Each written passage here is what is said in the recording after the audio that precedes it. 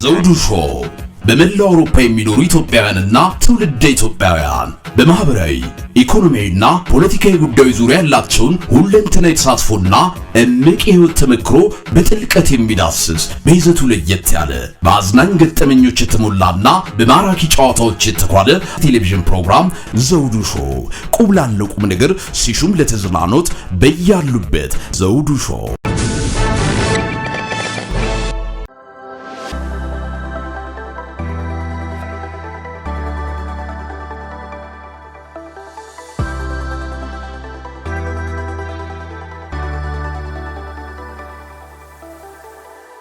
ክቡራን ተመልካቾቻችንና አድማጮቻችን በሸዋ ምድር ላይ ከፍተኛ ጉዳት መድረሱን መረጃ ደርሶን ወደዛ ደውለን ነበር። ችግሮቹ እየተባባሱ ያለበት አካባቢ ፋኖም እርምጃ እየወሰደበት ያለ ነው። በተለይም ብልጽግና ድንጋጤ ውስጥ የገባበት ትልቁ ስፍራ ሸዋ ነው። የሸዋ ፋኖ ትግሉን አጠናክረው ቀጥሏል። በተለይም በአሁኑ እንደገና እንደዚሁ የኦሮሞ ክልል ውስጥ በማስቀመጥ በሸዋ ምድር ላይ ንጹሐን የአማራ ሰዎችን እየገደሉ ያለበት ሁኔታ ላይ አንዳንድ መረጃዎች ደርሰውን ወደ ቦታው ደውያለሁ። እንደተለመደው ሁሉ ሻለቃ አበበ በቦታው ተገኝቶ ያለውትን ሁኔታዎች ምን እንደሚመስልና ሌሎችንም መረጃዎች ያካፍለናል። አሁንም አብራችሁን ቆዩ። በጣም አመሰግናለሁ ሻለቃ አበበ። በጣም እግዚአብሔር ይስጥልኝ። ለወትሮም ለሁል ጊዜም ሁሉ ሀሳብን በመግለጽ በመላው ዓለም የሚገኙ ኢትዮጵያና ትውልደ ኢትዮጵያንም ወይም ይህንን የአብይን አህመድ ገበና በማጋለጥ በኩል ለምታደርገው አስተዋጽኦ ታላቅ አክብሮት አለን። ተመልካቾቻችንና አድማጮቻችንም ስለምሰጣቸው ትንታኔዎች በተደጋጋሚ ምስጋናቸውን እየቻሩ ነውና ያሉት ከልብ አመሰግናለሁ። አሁን ባለች አጣቂ ሰዓት ውስጥ ተገኝተን መረጃ ለመስጠት ፈቃደኛ ስለሆንክ በሚያሳዝን ሁኔታ እዚሁ እናንተ በምታስተዳድሩበት ወይም ባላችሁበት አካባቢ በሸዋ ጠቅላይ ግዛት ይፋትና ጥሙጋ አውራጃ ኤፍራታ ግድም ወረዳ አርሶ አደሩ ላይ በተለይም አርሶ አባ ዘንቦ ቀበሌ ላይ የብልጽግና አገዛዝ በጣም በሚያሳዝን ሁኔታ የሸዋን አማራ ለማዳከም ልዩ ዞን ብሎ ባቋቋማት የኦነግ መፈልፈያ ሰንበቴ በሚባል ቦታ ላይ ጉዳት እያደረሱ እንዳለና ብዙዎቹ የአማራ ሰዎች ንብረታቸው፣ ሀብታቸው መቃጠሉን የሚያሳይ መረጃ ሁሉ ደርሶኛልና እስቲ ምንድን ነው እየተፈጠረ ያለው እዛ አካባቢ ሻለቃ? እሺ አመሰግናለሁ። በቅድሚያ ያው እንግዲህ ይታወቃል አማራው ክልል ላይ በተለያየ ቦታ ላይ ብሔረሰብ በሚል ሰበብ ልዩ ዞን የሚል ታፔላ ተለጥፎ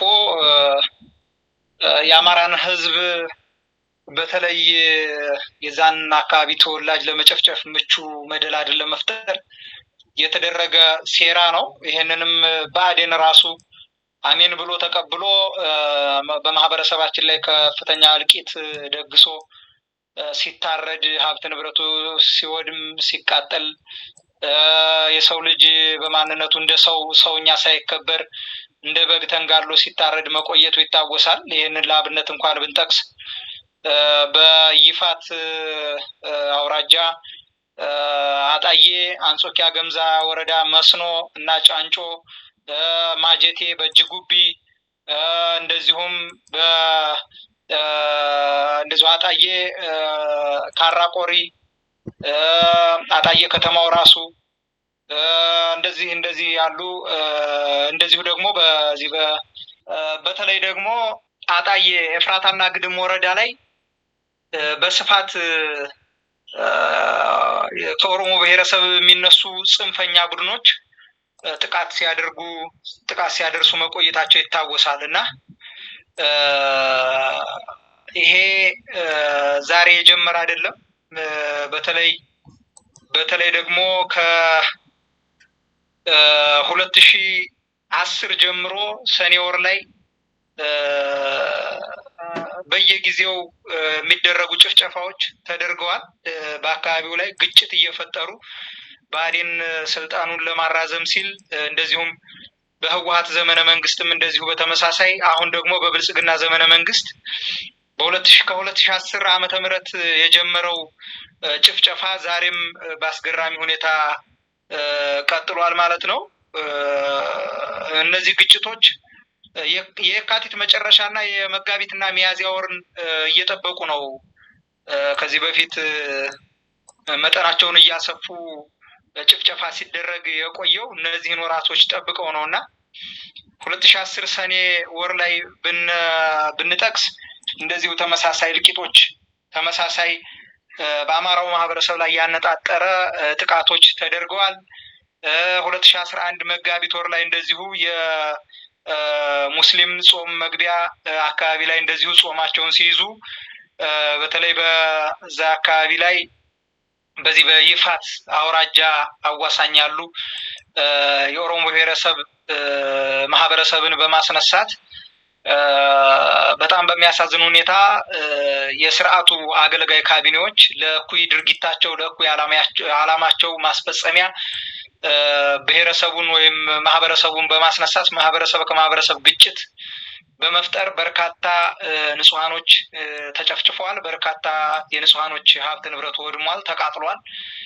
እንደዚሁም መስከረም ወር 2012 ዓ.ም ላይ እንደዚሁ ተመሳሳይ እንደዚሁ ይፋት አውራጃ ላይ ከአንጾኪያ ጫፍ ጀምሮ ከአንጾኪያ ገምዛ ወረዳ መስኖ ጫንጮ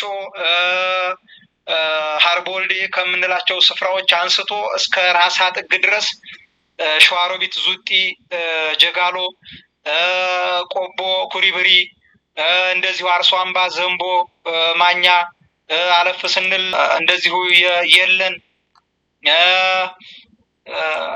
አላላ፣ ብርቂቶ እንደዚሁ ፈረደ ውሃ እና በርካታ ቦታዎች ላይ ማጀቴ ላይ ስንሄድ እንደዚሁ በጅጉቢና በታች ቆላማው አካባቢ ላይ በጣም በርካታ የንጹሃን አማራዎች ደም የፈሰሰበት ቦታ ነው። እንደዚህ 2013 ላይ ስንሄድ መጋቢት ወር ላይ እንደዚሁ ተመሳሳይ ጭፍጨፋዎች፣ ተመሳሳይ ሀብት ንብረት ውድመቶች፣ ተመሳሳይ ዝርፊያዎች ተደርገዋል።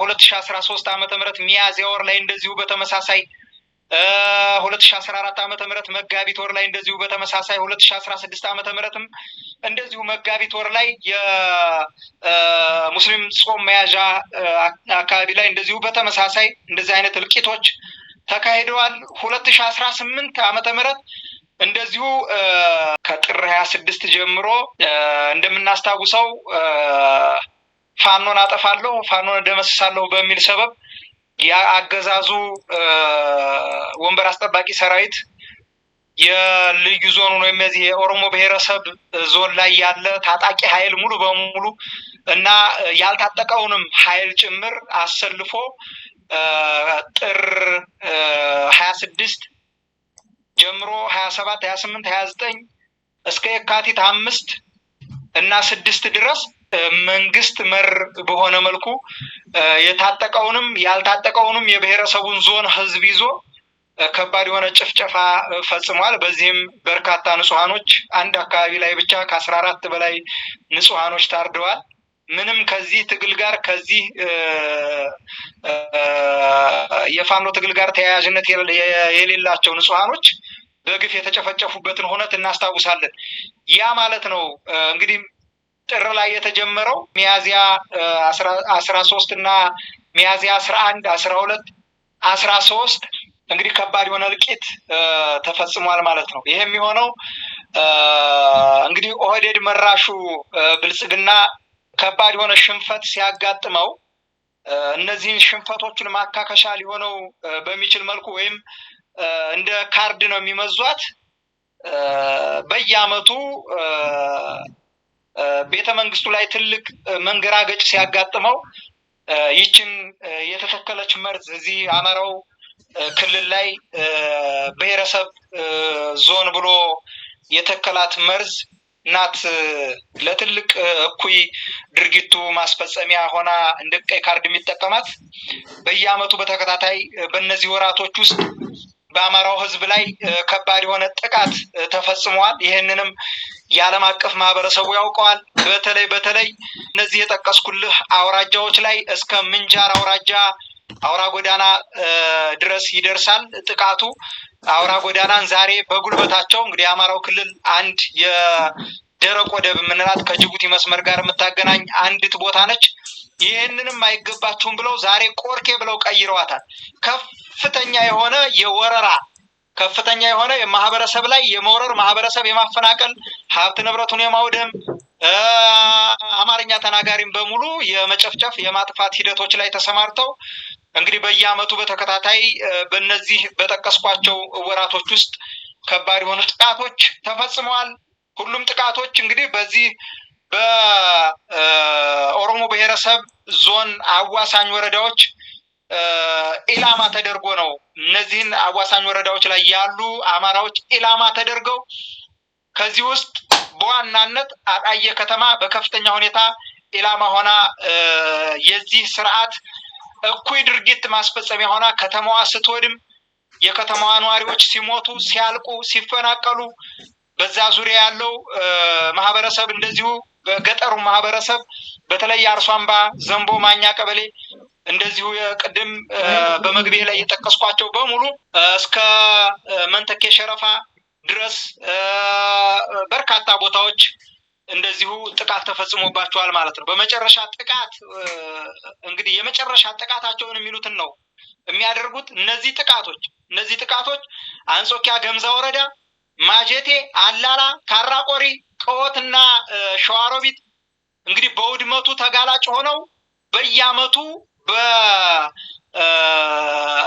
በመዝገብ ደረጃ የዓለም አቀፍ ማህበረሰቡ በደንብ የሚያውቃቸው ቦታዎች ናቸው። እነዚህ ተመዝግበዋል ማለት ነው። እነዚህ ቦታዎች አሁን የጠቀስኳቸውን ቦታዎች ታርጌት ያደረገ ኢላማ ያደረገ በጣም ከበፊት ጀምሮ ጠንካራ የሆነ ማህበረሰብ፣ በማንነቱ የማይደራደር ማህበረሰብ፣ አራሽ ቀዳሽ ተኳሽ የሆነ ማህበረሰብ እንደሆነ ይታወቃል። የራሱ የሆነ እምነት፣ የራሱ የሆነ እሴት፣ የራሱ የሆነ ባህል ወግ ያለው ማህበረሰብ እንደሆነ ይታወቃል እና እነዚህን ማህበረሰቦች ታርጌት ያደረገ ጭፍጨፋ ሲደረግ መኖሩ ይታወሳል። እንግዲህ እነዚህ ጭፍጨፋዎች የተካሄዱትም በመንግስት መር የሆኑ ጭፍጨፋዎች ናቸው። በየዓመቱ ቅድም በመግቢያ ላይ ከ2011 ጀምሮ አሁን እስካለንበት ከ2010 ጀምሮ ማለት ነው አሁን እስካለንበት 2018 ዓመተ ምህረት ድረስ ከሚሴን ወደ እናት ኦሮሚያ እንመልሳለን በሚል ሰበብ እንግዲህ ኮሚቴ አቋቁመውም ጭምር ባለን መረጃ መሰረት እንግዲህ ይሄንን አካባቢ ማህበረሰብ እያጠፉት ያለበት ሁኔታ ነው ያለው እና በዋናነት እንግዲህ ይሄ ማህበረሰብ እንዲጠፋ የተፈለገበት ትልቁ ታርጌታቸው ይሄ ስርዓት በባህሉ፣ በወጉ፣ በእምነቱ፣ በማንነቱ ጠንክሮ የህዝብ መሰረት ኖሮት እየታገለ ሀብት ንብረት አፍርቶ እየኖረ ያለን ማህበረሰብ የማጥፋት አጀንዳ ተቀርጾ ትልቅ ስራ እየተሰራ ያለበት ሁኔታ እንደሆነ በዚሁ መጥቀስ ፈልጋለሁኝ። ጋዜጠኛ ዘውዱ፣ በዋናነት ግን ላነሳቸው የፈለኳቸው በርካታ ነገሮች ቢኖሩም እንግዲህ በኤፍራታና ግድም ወረዳ ነጌሶ ቀበሌ ሰው ሲገድሉ ኖረዋል፣ ሲያቃጥሉ ኖረዋል፣ በቁሙ ሰውን አቃጥለዋል፣ ሬሳም እንዳይነሳ ሬሳ አቃጥለዋል።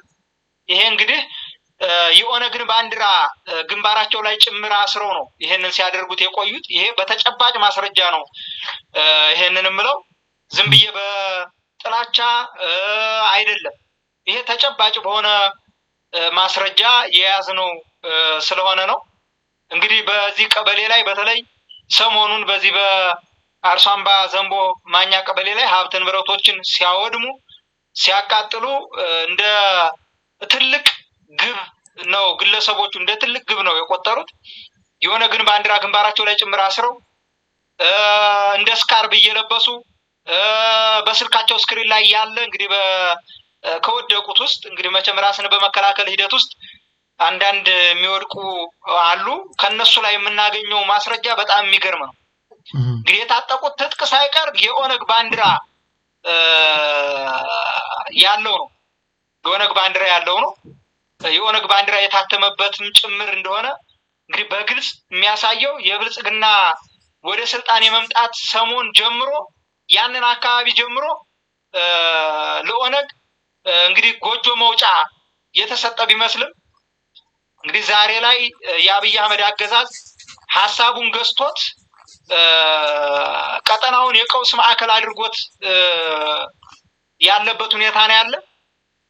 በጣም በሚያሳዝን ሁኔታ ይሄ ቀጠና በዋናነት እንድትይዝልኝ የምፈልገው ጋዜጠኛ ዘውዱ ይሄን ቀጠና ለእኩይ ዓላማው ማስተግበሪያ ያደረገበትን ትልቁ እንትን በእኛ በታጠቀው ኃይል እደመስሳለሁ አስገብራለሁ ብሎ በገባበት ሰዓት ከባድ የሆነ ኪሳራ አስተናግዶ ሲወጣ ይችን የኦሮሞ ብሔረሰብ ግጭት ቀይ ካርድ መዞ በዚህ ልክ ማህበረሰቡን የመጨፍጨፍ የማህበረሰቡን ሀብት ንብረት የማውደም ሂደት ላይ የተሰማራ አገዛዝ ስርዓት እንደሆነ የብልጽግናው ስርዓት በዚሁ አጋጣሚ መጥቀስ ፈልጋለሁ።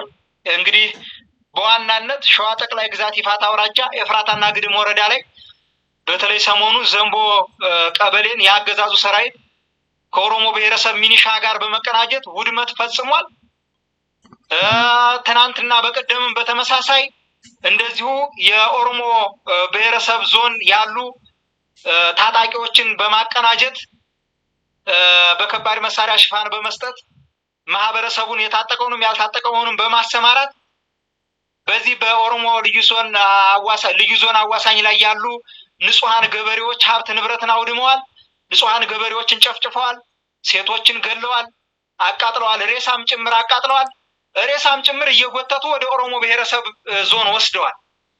ይሄ ከሰዋዊ ባህሪ ያፈነገጠ የእንስሳን ባህሪ ሊያስንቅ በሚችል መልኩ የተተገበረ ኢሰብአዊ ድርጊት እንደሆነ ነው ላረጋግጥልህ የምፈልገው። ይሄ በተጨባጭ የሆነውን በተጨባጭ ያደረጉትን ነው። ይሄ ደግሞ በቀልን ይወልዳል። ጥቃት ምን ጊዜም በቀልን ይወልዳል። እንግዲህ መጨረሻው ምን ሊሆን እንደሚችል መገመት ያዳግታል። በዋናነት ግን በዚህ ንጹህ በሆነ ማህበረሰብ ላይ መንግስት ይችን የኦሮሞ ብሔረሰብ ዞን ቀይ ካርድ እየመዘዙ በዚህ ልክ ህዝባችንን መጨፍጨፍ፣ ህዝባችንን ሀብት ንብረቱን ማውደም ተያይዞታል። ይሄ እንግዲህ ለዓለም አቀፍ ማህበረሰቡ እንዲታደርሱልንና የዓለም አቀፍ ማህበረሰቡ ገለልተኛ ተቋማትም ጭምር እንዲያውቁት እንግዲህ እናንተ ትልቅ የቤት ስራ ነው ማለት ነው የምፈልገው። ጋዜጠኛ ዘውዱ ሻለቃ በጣም አመሰግናለሁ። እንግዲህ ያሉት ሁኔታዎች ወደኋላ ሁሉ መለስ ብለህ ለማብራራት ሞክረሃል። በተለይም በሸዋ ላይ እየተፈጸመ ያለው በዚህ በኦሮሚያ ክልል ልዩ ዞን በሚባለው ላይ አማራዎች ላይ እየደረሰ ያለው ግፍን ለማስቀመጥ ሞክረሃል። ይሄ ሁሉ ግፍ እንደዚህ እየተፈጸመ ባለበት ሰዓት አንደኛ አማራ ክልልን እመራለሁ የሚለው እዛ የሚገኘው በሰሜን ሸዋ የሚገኘው የአማራ ወይም ይሄ ብልጽግና የሚባለው በዚህ ጉዳይ ላይ ዝምታውን ለምን የመረጠ ይመስላል? በሁለተኛ ደረጃ እንግዲህ አሁን ፋኖ አንድ ሆኗል፣ ተጠናክሯል። በጋራ እየሰራችሁበት ያለ እንዳለ ነው የሚታወቀው። ይህ አካባቢ ደግሞ አሁን እናንተ ጦር ባለበት አካባቢ ነው ችግር የተፈጸመውና በተደጋጋሚ ጊዜያት እንደገለጽከው በየአመቱ ሆን ብለው አቅደው የሚፈጽሙት ወንጀል ከሆነ ጥንቃቄ ማድረግ አይቻልም ወይ? በእናንተ በኩል ይህንን ጉዳት ከመድረሱ አስቀድሞ እርምጃ ለመውሰድ ጥንቃቄ ማድረግ ወይም ደግሞ ወገኖቻችንን ወይም የአማራውን ማህበረሰብ ለማዳር የሚደረግ ጥረት የለም ወይስ የገጠማችሁ ችግር አለ በጠላት ላይ እርምጃ ለመውሰድ? ያነሳው ጥያቄ በጣም ጥሩ ነው። እውነት ለመናገር የፋኖ አደረጃጀት እና የፋኖ ሰራዊት ባይኖር ኖሮ በእርግጠኝነትም ነግርህ ይፋት አውራጃ ሙሉ በሙሉ እስካሁን ጠፍቶ ነበረ። እስካሁን ይወድም ነበረ። አንድም ማህበረሰብ ከመንዝ ቀጠና በታች ያለውን የይፋት አውራጃን ማህበረሰብ ሙሉ በሙሉ አናገኘውም ነበረ። በሰሜን ምስራቅ ኢትዮጵያ የሚል ድብቅ ዓላማቸውን ለማስፈጸም በዋናነት ይችን ይፋት አውራጃን ይዘው ነው እንግዲህ በትልቁ ስራ እየተሰራ ያለው እና እውነት ለመናገር ይሄ ሂደት በኦሮሞ ብሔረሰብ ዞን የተጠመደ ድብቅ ፈንጅ እንደሆነ እናውቃለን። ድብቅ ፈንጅ ነው።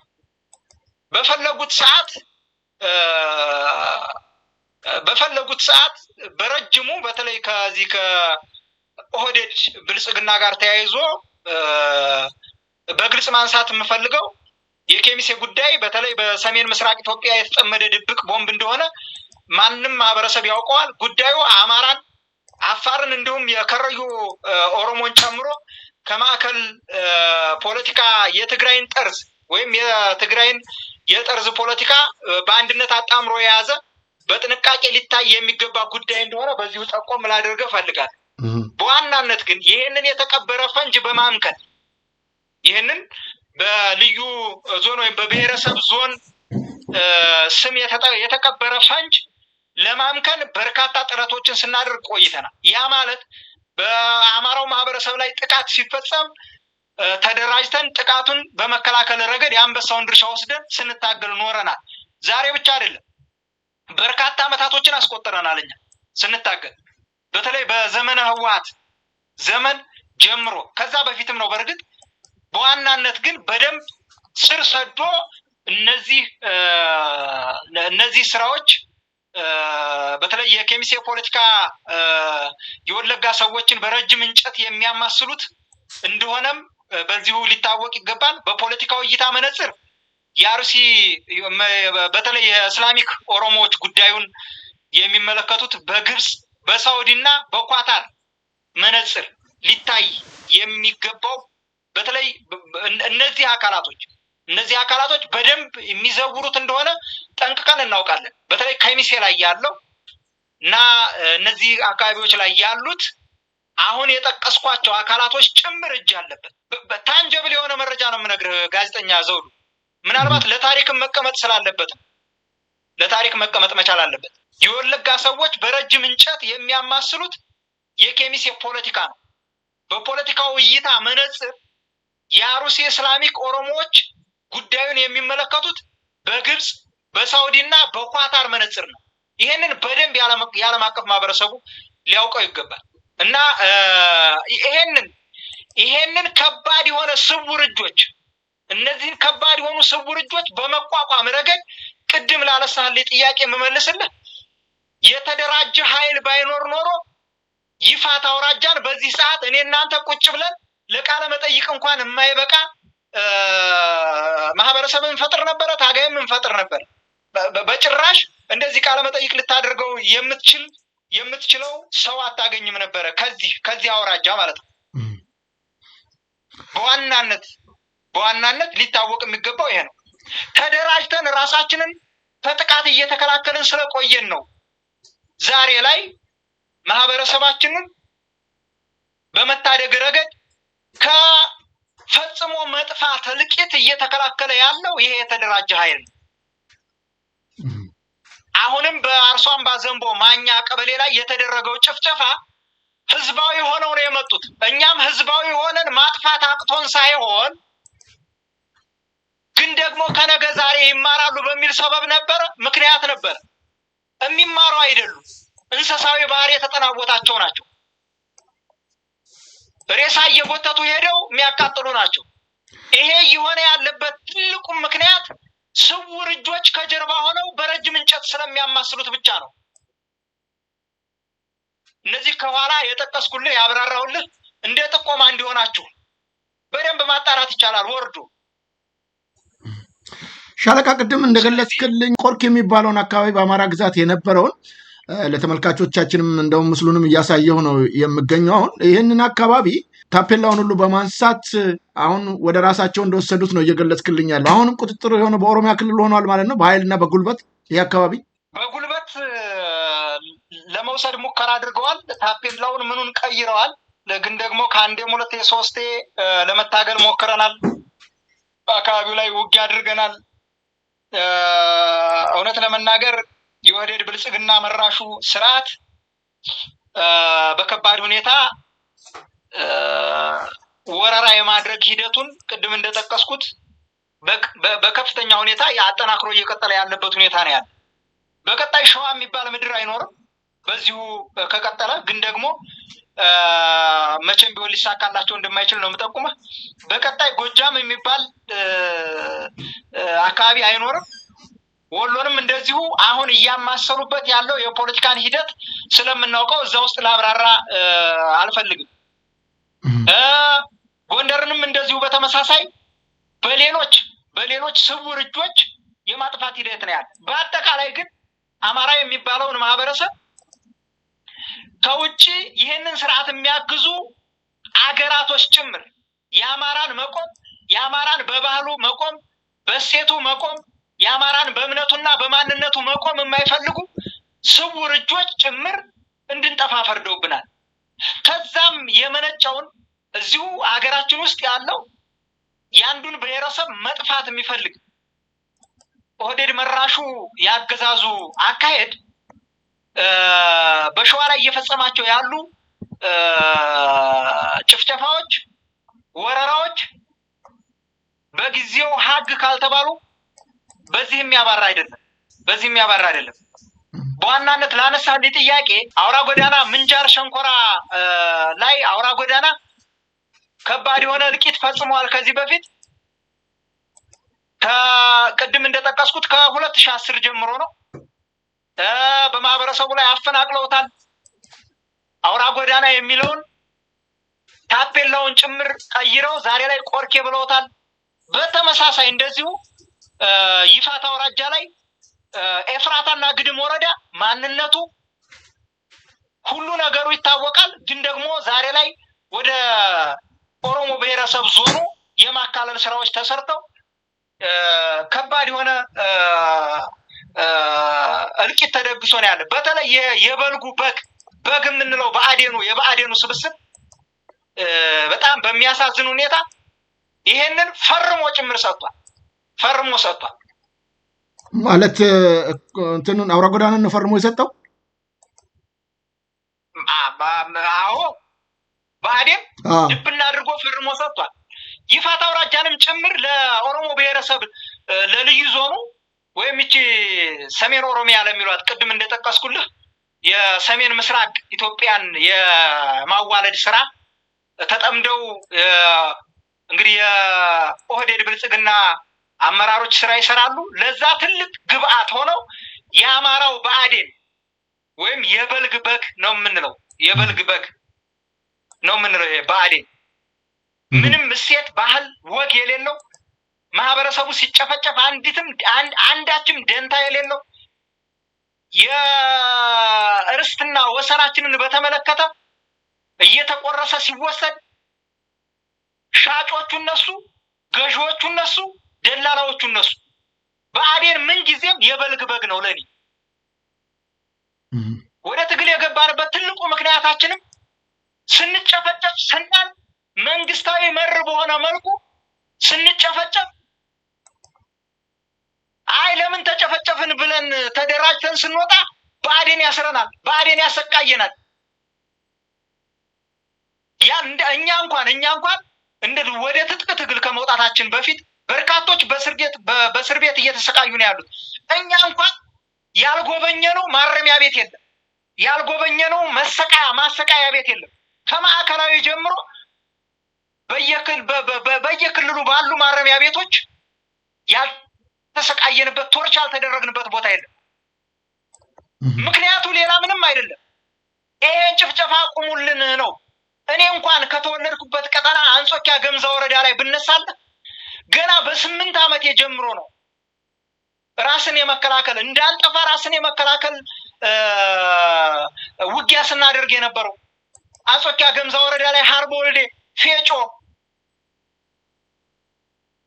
ጫንጮ፣ መስኖ በጣም በርካታ ቦታዎች ወድመዋል። ዛሬ ላይ ገበሬው ሁሉ አልቋል። ይሄንን ጭፍጨፋ ነው እንግዲህ ለአብነት እኔ የተወለድኩባትን አነሳውልህ ከይፋት አውራጃ እንጂ ከአንጾኪያ ጥግ ጀምሮ ኤፍራታና ግድም፣ ማጀቴ፣ ቀወት ቅድም እንደጠቀስኩልህ እስከ ራሳ ጥግ ድረስ የዚህ ጥቃት ሰለባ የሆነ ማህበረሰብ ነው። ከዚህ ጥቃት የተረፈው ትውልድ ነው። ከዚህ ጥቃት የተረፈው ወጣት ነው። ዛሬ ላይ እየታገለ በህይወት የመኖር ያለመኖር ጭፍጨፋ ላይ ሆኖ እየታገለ ማንነቱን እያስከበረ ያለው ከዚህ ጭፍጨፋ የተረፈው ትውልድ ነው። ከዚህ ጭፍጨፋ የተረፈው ትውልድ ነው። በዋናነት ግን ቅድም ላነሳልኝ ጥያቄ ቆርኬ ብለው ወስደውታል፣ አካለውታል ወደ ራሳቸው። እሱ ብቻ አይደለም። በዚህ በቡልጋ ላይ ብንሄድ ነገ ደብረ ብርሃንን እኮ ወደዛ ሊከልሉት እኮ ከፍተኛ ጥረት እያደረጉ ያለበት ሁኔታ ነው። ደብረ ብርሃን እንግዲህ አዲስ አበባ አንዱ የሸዋ አካል ነው። እሱን ወሰዱ በጉልበታቸው። ነገ ደብረ ብርሃንን ለመውሰድ ከባድ የሆነ ስውር እጆች ገብተው ትልቅ ስራ እየሰሩ ነው። የበልግ በጉ ብአዴን ደግሞ ብሎ አፉን ከፍቶ ለነሱ እየተገረደ ነው። በጣም በሚያሳዝን ሁኔታ ማለት ነው። እና አዎ አውራ ጎዳና ብአዴን ፈርሞ ሰጥቶታል፣ ቆርኬ ብለውታል። ይሄንን ታፔላ ሲተክሉ እንኳን እንግዲህ ተወካይ የአማራ ህዝብ ተወካይ ነኝ ካለ የበልጉ በግ ብአዴን ማለት ነው።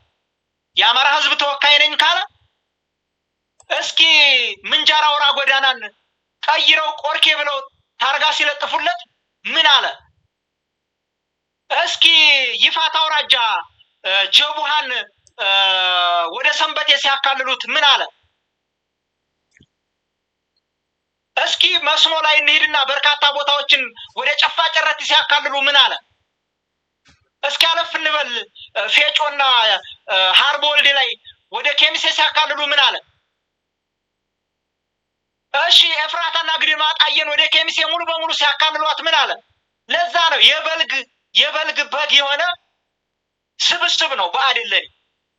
ጤናማ የሆነ ሳቤና አገራዊ ማንነታዊ ባህላዊ እሴት ቢኖራቸው እነዚህን ሁሉ ያጣመረ እውነት አማራ ቢሆኑ ኖሮ በእርግጠኝነት በአማራው ህዝብ ላይ ይሄ ሁሉ ሰቆቃ ይሄ ሁሉ ጭፍጨፋ ሲካሄድበት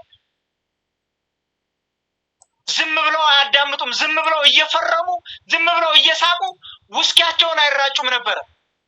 እኛ ለትግል ስንወጣ ዝም ብለን ለቅንጦት እንዳልወጣን ከዚህ በፊት በተደጋጋሚ በአንድም በሌላ መልኩ በጀግኖች አርበኞች ሲጠቀስ ቆይቷል። እዚህ ትግል ላይ የወጣ ነው አትጨፍጭፉን፣ አትግደሉን፣ ሀብት ንብረታችንን አታውድሙብን። ይሄ ጥያቄያችን ሆኖ ነው የወጣ ነው። ይሄ ጥያቄያችን ሆኖ ስንወጣ ግን በየወረዳው ተሰግስጎ ያለ የበልግ በግ የሆነ የብአዴን የደንገጡሮች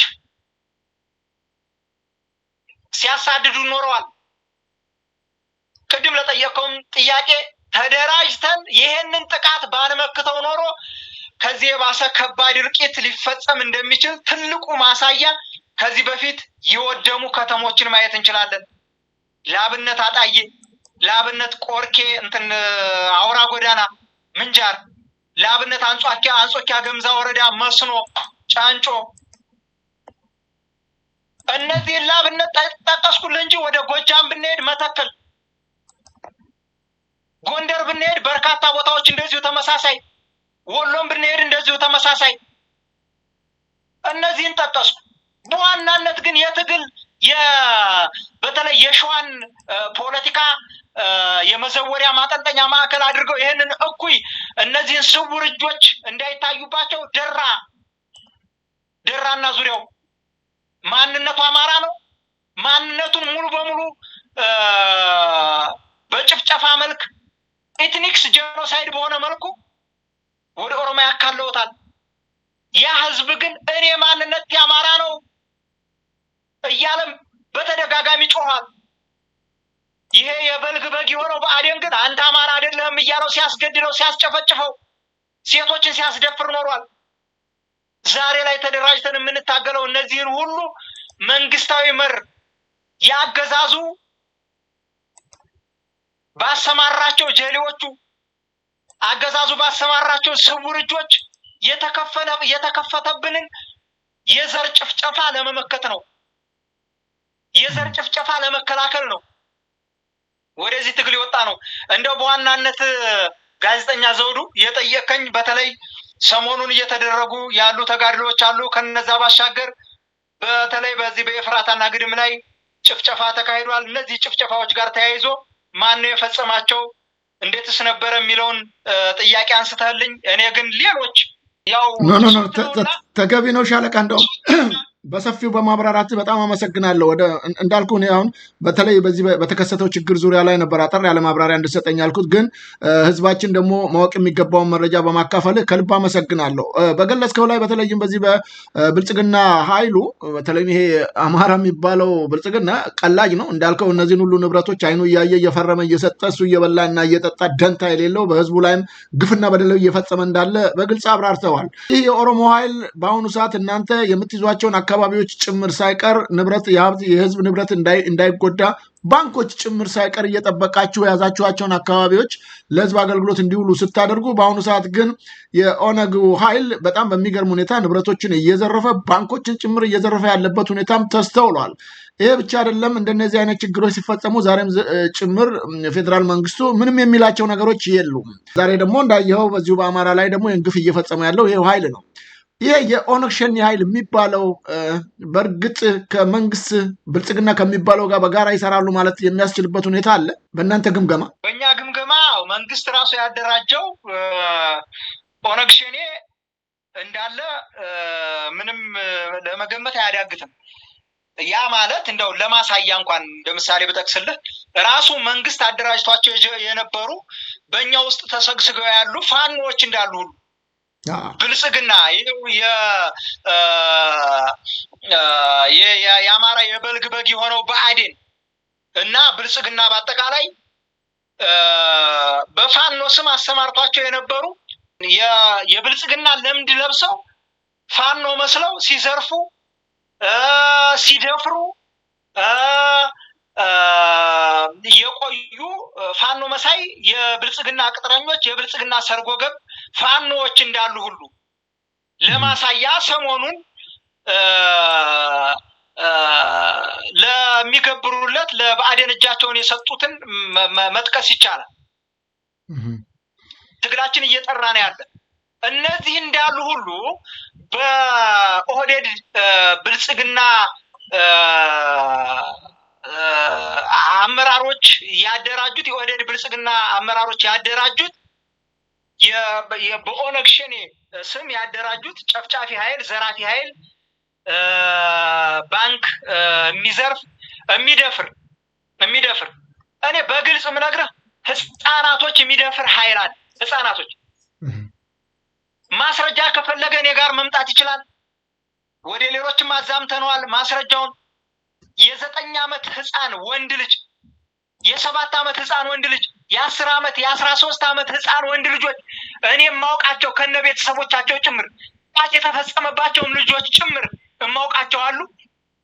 በፊንጥጣቸው ሰዋዊ ባልሆነ መንገድ እንስሳዊ ምግባሬት በተጠናወታቸው እነዚህ የስርዓቱ ባደራጀው ኃይል የተደፈሩ ህፃናቶች አሉ፣ የአማራ ህፃናቶች። እነዚህን ላብነት ጠቀስኩልህ እንጂ በበርካታ ቦታዎች ላይ እንደዚሁ ተመሳሳይ የሆነ ድርጊት ተፈጽሟል። ስለዚህ ራሱ መንግስት ያደራጀው የኦነግ ሸኔ ቡድን እንዳለ ምንም ጥርጥር የለኝም። በጣም በሚያሳዝን ሁኔታ ግፍና በደል በሚፈጸምበት በዚህ ሰዓት ቀደም ሲል አንተ እንደገለጽከው የአማራን ጉዳይ እንታገላለን ብለው ያሉ ግን በኋላ ላይ ከአማራ ፋኖ ትግል ተገንጥለው ወጥተው ከብልጽግና ጋር የሚሰሩ አሉ። ይህንን በተመለከተ አሁንም የምትጠራጠሯቸው ወይም ደግሞ በዚህ ላይ እጃቸው አለ የሚል አካላቶች ይኖሩ ይሆን? ካሉ በምን መልኩ ነው እነዚህን ማጥራት የሚቻለው? ከማህበረሰቡስ ምን ይጠበቃል? ራሱ ከአካባቢው ነዋሪ ከአማራው ምን ይጠበቃል? እነዚህ ሰዎች አጋልጦ አሳልፎ እንዲሰጣችሁ። እውነት ለመናገር ትግሉ እንደው የፈጣሪ እጅ ስላለበት ያ ማለት በተለይ በርካታ ንጹሃኖች እየተጨፈጨፉበት እያለቁበት ያለ ትግል ስለሆነ የነዚህ የንጹሃኖች ደም እኛ ውስጥ ሊያስቀምጣቸው አይችልም። እያሰከራቸው ራሳቸውን እያጋለጡ እንደሚወጡ ምንም ጥርጥር የለኝም። በተለይ አሁን ላይ የአማራው ትግል ወደ አንድ እየተጠቀለለ ያለበት ሁኔታ ነው ያለ። በአንድ ተቋም ጥላ ስር ሆነን እየታገልን ያለንበት ሁኔታ ነው ያለ። በዚህ አጋጣሚ ሲዘርፍ፣ ሲያዘርፍ፣ ሲገድል፣ ሲያገዳድል የነበረ በመካከላችን በርካታ ክፍተቶችን እየፈጠረ እርስ በርስ እንዳንግባባና ስርዓቱ በሰጠው አጀንዳ መሰረት የጎንዮሽ ትግል እንድናደርግ በርካታ ስራዎች ሲሰሩብን ቆይተዋል። እነዚህ ዛሬ ላይ አንድነታችን ከመጣ በኋላ በተለይ በስማም እንደተባለ የቀትር ሰይጣን እየተቅበዘበዙ ያሉ አሉ። አሁንም እጃቸውን የሰጡ አሉ። እየተቅበዘበዙ ያሉትን ደግሞ ትግሉ በራሱ ጊዜ እያጠራ እያጸዳቸው ስለሚሄድ ያን ያክል ምንም ደንታ የለንም። ለምን? በሀቅ የጀመርነው ትግል ነው። የሀቅ መስመር ላይ ነው ያለነው። የንጹሃኖች ደም ነው ያለበት። በዚህ በንጹሃኖች ደም የሚቀልድ ማንኛውም አካል እዚህ ፉርጎ ላይ ወይም እዚህ ባቡር ሀዲድ ላይ ሊቀመጥ እንደማይችል ነው ልጠቅስልህ የምፈልገው። ምናልባት እንደው እንደ ኖህ መርከብ እባቡንም ጊንጡንም ተሸክመን ነው እየሄድን ያለ ነው። ምናልባት እባብና ጊንጡን እያጸዳ ያለ ትግል ነው ያለ። እየጸዱ ይወድቃሉ። ለህዝብ የታመነው ታጋይና አታጋይ ድርጅት ወደፊት እየቀጠለ ያለበት ሁኔታ ነው ያለ። በዚህ ልክ ማህበረሰባችንን ከልቂት ማህበረሰባችንን ከሞት ለመታደግ አንድያ ውድ የሆነች ነፍሳችንን ለመገበር ወጥተን እንደዚህ አይነት እሾህ አሜኬላ የሆኑ ታጋዮችን እያራገፍን የምንሄድበት የትግል ምዕራፍ ላይ ያለ ነው። ይራገፋሉ። እኛም ማህበረሰባችንን የምናድንበት ማህበረሰባችንን እንደ ማህበረሰብ አንገቱን ደፍቶ ሳይሆን ቀና ብሎ ሊሄድ የሚችልበት የትግል ምዕራፍ ላይ ነው ያለ ነው ማለት ነው ፈልገው። ጋዜጠኛ ዘውዱ ከልብ አመሰግናለሁ። ሻለቃ አበበ እንደው አሁኑ ሰዓት በምን ሁኔታ ላይ ነው አለ ይሄ ጉዳት የደረሰበት አካባቢ በዚሁ በኦነግ ሸኔ ኃይል ተብሎ ግን ብልጽግናው ራሱ በሚፈጽማቸው ወንጀሎች በምን ሁኔታ ላይ ነው? እስቲ ምናልባት ድምፁን እናሰማው ለተመልካቾቻችን።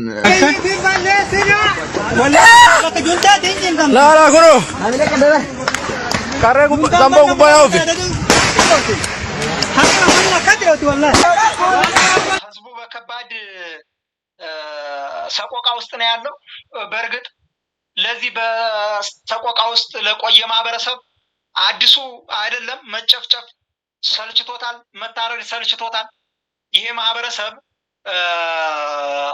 ከባድ የሆነ ውጥረት ውስጥ ነው ያለው። ሀብት ንብረቱ ወድሟል፣ የሚደርስለት የለም። ይህንን በመከላከል ረገድ በርካታ ጀግኖችን እንገብራለን። ነገም እንደዚሁ በተመሳሳይ ነው የሚሆነው።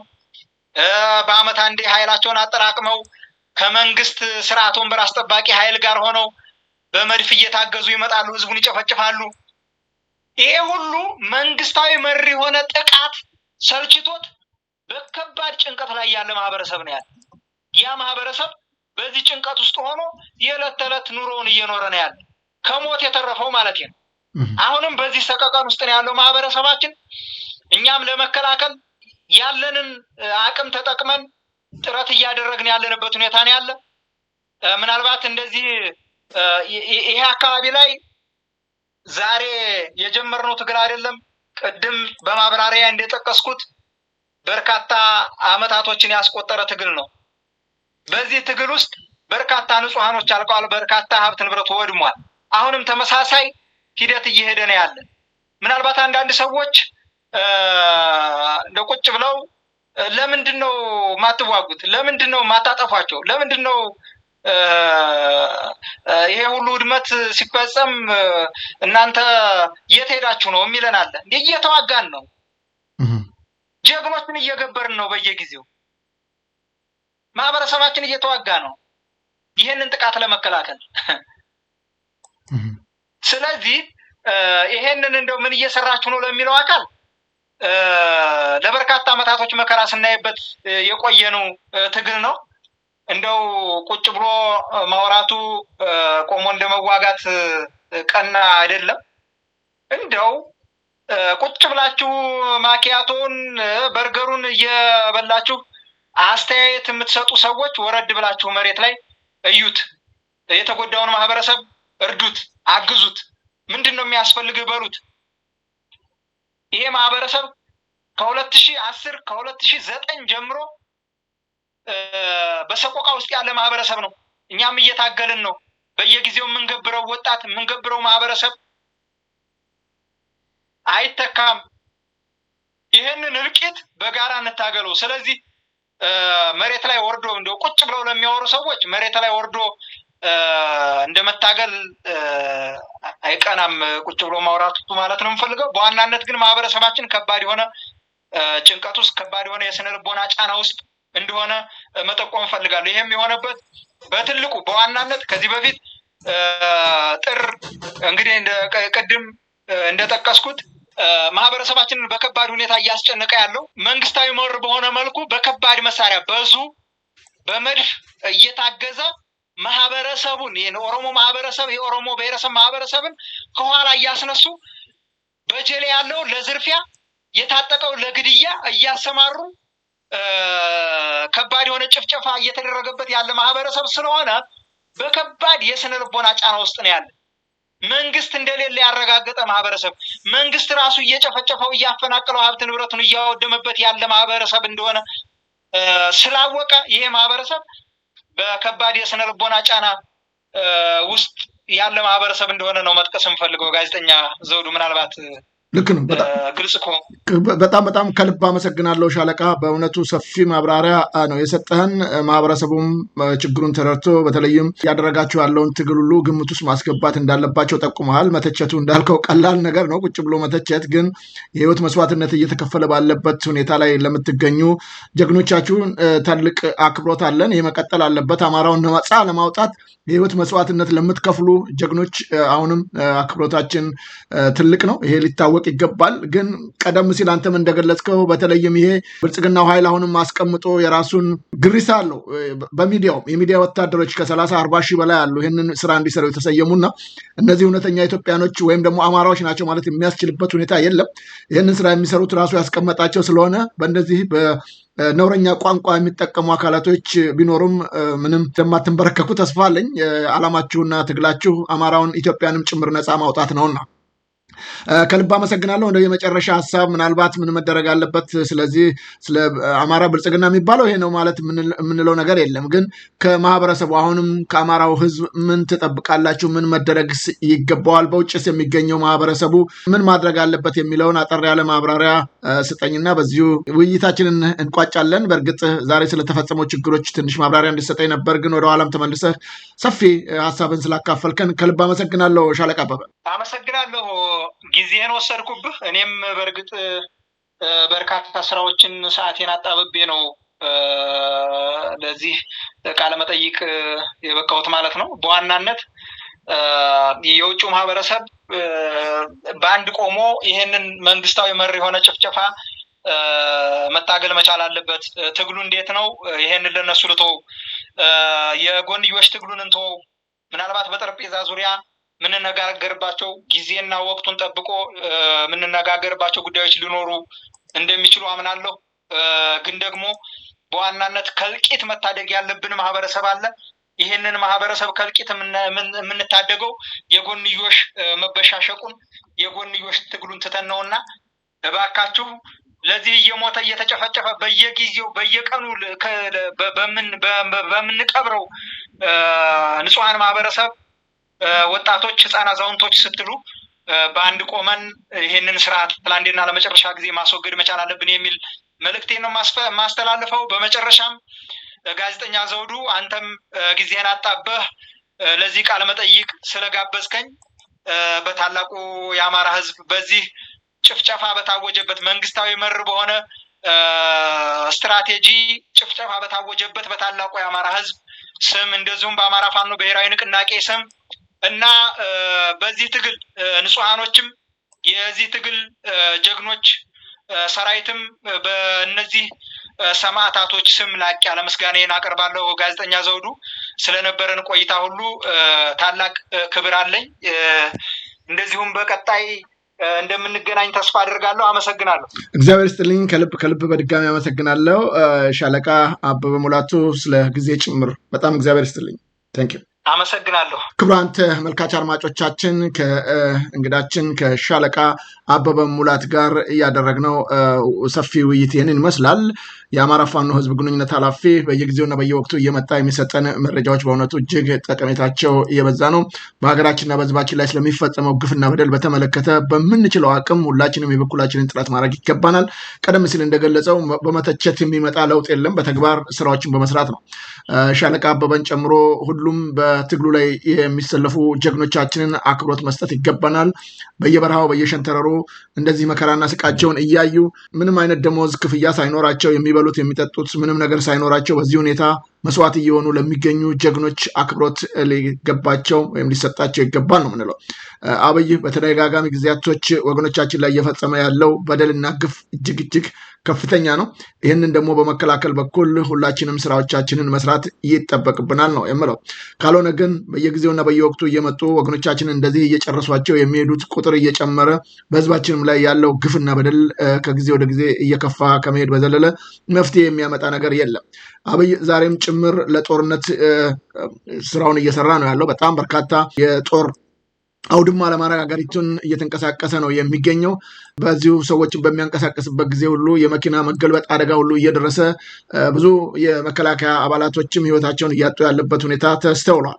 ይህ ሁሉ ነገር ለሱ ደንታም አይሰጠውም። በየጊዜው ይህንን መፍትሄ ይኖራል ተብሎም አይጠበቅም። ከፍተኛ ቁጥር ያለው ወታደሮችን አሁንም ለጦርነት እየዳረገ የሚገኝና እንደምታዩት በምስሉ ላይ እያጓጓዘ ራሱን አንዱን ከአንዱ ጋር እያጋጨ የስልጣን ወንበሩን ለማቆየት የሚያደርገው ጥረት የትም እንዳያራምደው ማድረግ የምንችለው ሁላችንም በጋራና በአንድነት ቆመን ስንሰራ ነው። ያ እስካልሆነ ድረስ አሁንም በወገኖቻችንና በህዝባችን ላይ የሚደርሰው በደል እጅግ እየከፋ እንደሆነ ምንም ጥርጥር የለውም።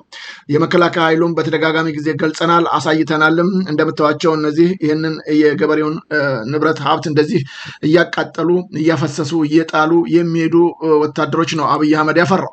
ይህንን እንዴት ነው መከላከል የምንችለው የሚለውን አሁንም በጋራና በአንድነት ቆመን መስራት ሲጠበቅብን ነው። ያን እስካላደረግን ድረስ ችግሮቹ እየከፉና እየበዙ ነው እንጂ የሚሉት መፍትሄ ይመጣል ተብሎ አይጠበቅም።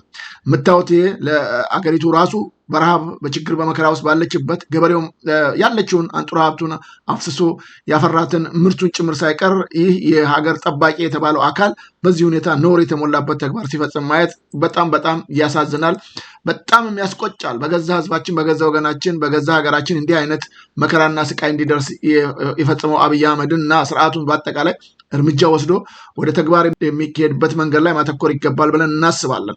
አሁንም በዚህ ጉዳይ ላይ አተኩረን ካልሰራን ችግሮቹ እየበዙ እንጂ መፍትሄ ያመጣሉ ተብሎም አይጠበቅም። ስለዚህ በተቻለ መጠን ምን ማድረግ አለብን? መስራት የሚገባንን ጉዳይ መስራት አለብን ነው ብለው። በሚቀጥለው ደግሞ እንደዚሁ ሌሎች እንግዶች አምጥተን በጉዳዩ ላይ ሰፊ ውይይት እናደርጋለን። ከእንግዳችን ከሻለቃ አበበ ሙላቱ የአማራ ፋኖ ህዝብ ግንኙነት ኃላፊ ጋር ያደረግነው ጠር ያለ ውይይት በሚል ነበር የጋበዝኩት፣ ግን በጣም ሰፊ ጉዳዮችን አካፍሎናል። የዛሬን በዚህ ቋጨን። በነገው ዕለት በሌሎች እንግዶች እስከምንገናኝ ሰላም ጤና ስትልኝ ያልኩ የመሰናበታችሁ ይህንን የዘውዱ ሾው ሚዲያን በቀጥታ እስካሁን በመብራት ከእናንተ ጋር ቆይታ ያደረግኩት እኔ ዘውዱ መንግስት የነበርኩኝ። መልካም ጤና ስትልኝ።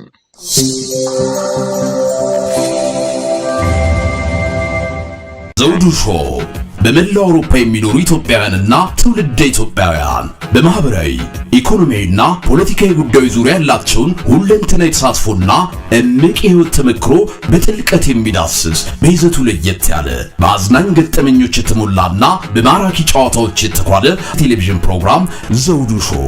ቁም ላለው ቁም ነገር ሲሹም ለተዝናኖት በያሉበት ዘውዱ ሾው።